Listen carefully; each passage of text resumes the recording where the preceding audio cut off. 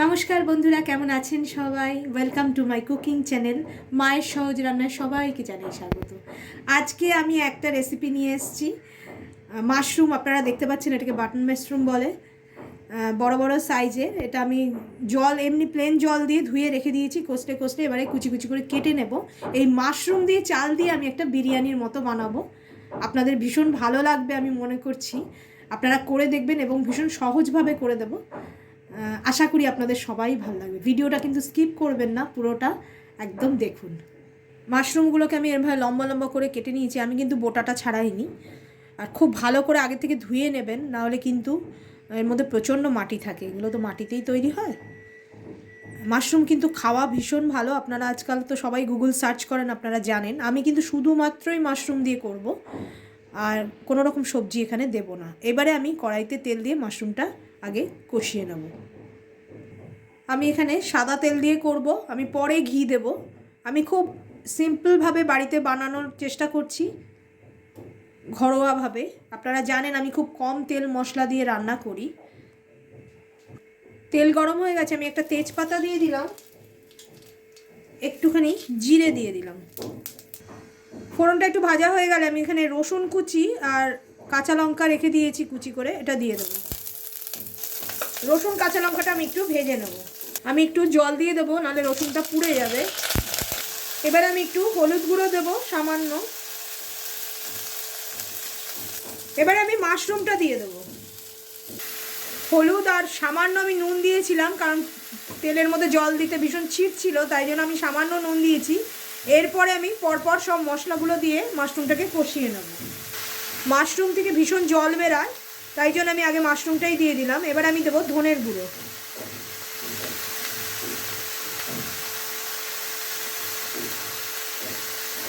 এক চামচের একটু কম দিয়েছি। জিরের গুঁড়ো, ধনের গুঁড়ো যতটা দিলাম তার থেকেও কিন্তু জিরের গুঁড়ো আমি কম দিলাম। কাঁচা লঙ্কা আমি দিয়েছি, তবু আমি একটু লঙ্কার গুঁড়ো দেবো, ঝাল লঙ্কার গুঁড়ো, যাতে একটু স্পাইসি হয়।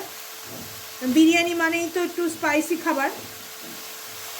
আমি অন্য কোনো মশলা দিচ্ছি না এখানে। এটা আপনি যত কষাবেন মাশরুম থেকে কিন্তু জল তত বেরোবে। আমি আর একটু নুন এখানে দিয়ে দেবো।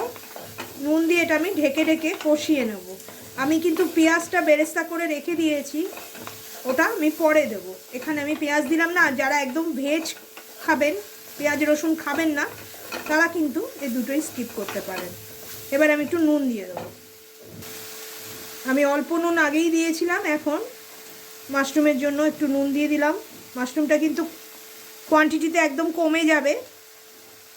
নুনটা দিয়ে আমি একটু ঢাকা দিয়ে রাখবো, তাহলেই দেখবেন কিন্তু মাশরুম থেকে প্রচুর জল বেরোবে। আর মাশরুমটা বেশি ঘাটাঘাটি করবেন না, তাহলে এই বোটাগুলো থেকে ভেঙে ভেঙে যাবে, ভালো লাগবে না দেখতে। একদম ঘেটেও ফেলবেন না, একটু শক্ত শক্ত যেন থাকে, কারণ আমরা চালের সঙ্গে আবার কিছুক্ষণ সেদ্ধ করব এটাকে। এটা আমি একটু ঢেকে দেবো।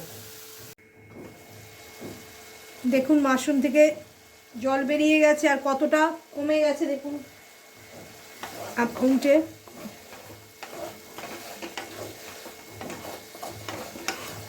আর একটু সেদ্ধ করব আমি।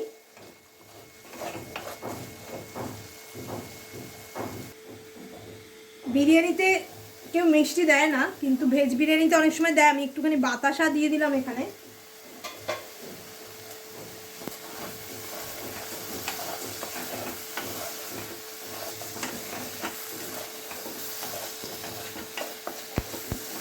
এইবার আমি একটুখানি বিরিয়ানি মশলা এর মধ্যে দিয়ে দেবো। আমি এভারেস্টের বিরিয়ানি মশলাটা দিচ্ছি, আপনারা আপনাদের পছন্দ মতো দেবেন।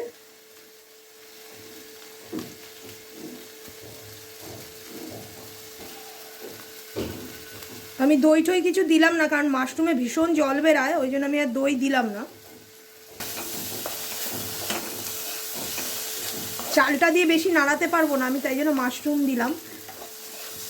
অথেন্টিক যে বিরিয়ানি সেই রকম কিন্তু আমি করছি না, আমি জাস্ট চাল দিয়ে একটা মাশরুম রাইসের মতোই করছি, কিন্তু যেহেতু বিরিয়ানি মশলাটা দিচ্ছি তাই জন্যই আমি এটাকে মাশরুম বিরিয়ানি বলছি। আমি একটু ঘি দিয়ে দিচ্ছি।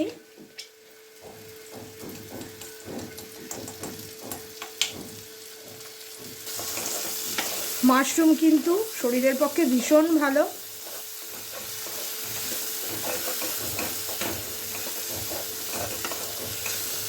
এবারে আমি রাইসটা দিয়ে দেবো এর মধ্যে। রাইসটা প্রায় আমি 80% সেদ্ধ করে রেখে দিয়েছি। এই রাইসটা আমি দিয়ে দেবো। আমি 1 কাপের মতো রেখেছি। রাইসটা আমি দিয়ে দিলাম। আমি 1 ছিপির মতো কেওড়া জল দিয়ে দিলাম। গোলাপ জল কিন্তু অনেকটাই আমি কম দিলাম, কয়েক ড্রপস আমি দিলাম, প্রায় 1/4 চামচ আমি দিয়েছি, কারণ গোলাপ জলে খুব স্ট্রং গন্ধ। একটু দেবো আমি ঘি আমি আগেও দিয়েছি। আমি এখানে গুঁড়ো দুধ কিছুটা দিলাম, আপনারা মাওয়া থাকলে মাওয়া দিতে পারেন, আমি গুঁড়ো দুধ দিচ্ছি।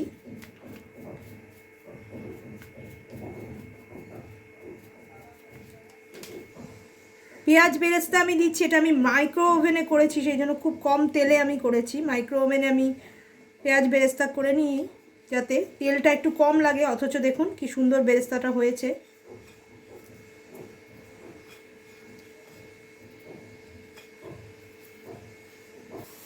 এখানে আমি দুধ দিলাম না, দুধের বদলে আমি একটু সামান্য জল আমি এখানে দিয়ে দিলাম,